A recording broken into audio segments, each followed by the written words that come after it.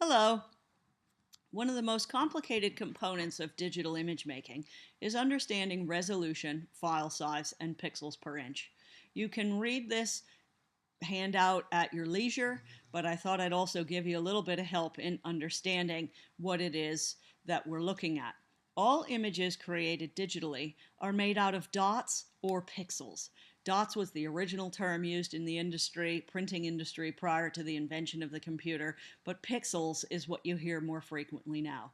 You know an image is poor resolution if you actually see all these little squares or pixels. You know it's good if you don't see those. That's what you have here. Ultimately, a decision is made somewhere as to what the quality of the image will be. Standards for images that exist on the web are 72 pixels per inch, also known as dots per inch. And part of the problem is the language is different depending upon who you're speaking to. 72 dots per inch is actually visible to the eye.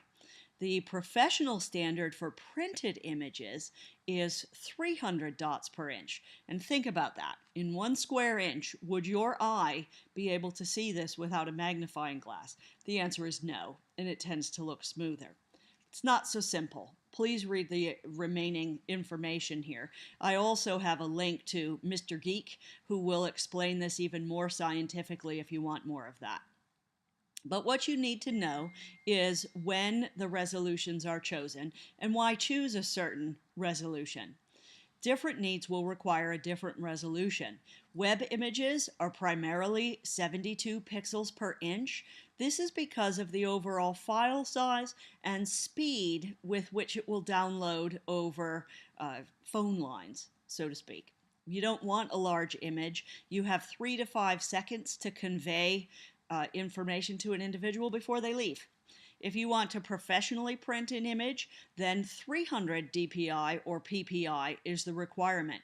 You want a smooth printout. This is your standard magazine printing, poster printing, physical printed pieces of paper that are printed by the thousands, not your inkjet printer. Your inkjet printer at home, the standard is 150 pixels per inch. Any more than that, and you're just slowing your printer down, it can't really show you anything better than that. I made it sound easy, but it isn't. When you talk about digital cameras, and I notice that the majority of you have no idea what quality cameras you have, and that's because it's mysterious. So it's sold in terms of megapixels, and that has absolutely nothing to do with what I've just discussed here in terms of pixels per inch or dots per inch for resolution. Scanners will also tell you that they can scan 600 to 4800 pixels. Well, that's just absurd because if you think about it, how are you going to print nearly 5,000 pixels in a 1 inch square? So they're using languages for sales purposes and not necessarily talking about the actual quality or clarity of your image. Clarity, yes. Quality, no. So where do you begin?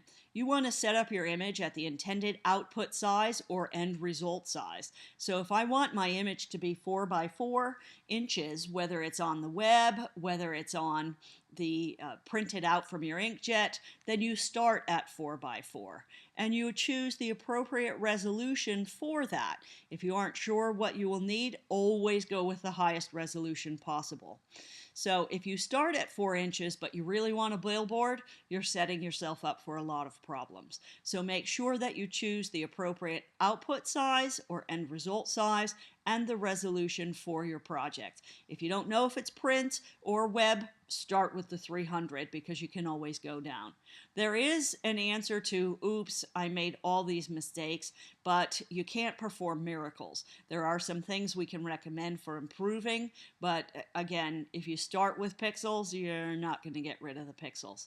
And if you'd like to know your digital camera better, feel free to check out this article. This handout is located under your general handouts, so if you'd like to review it further, please check in there. Thank you.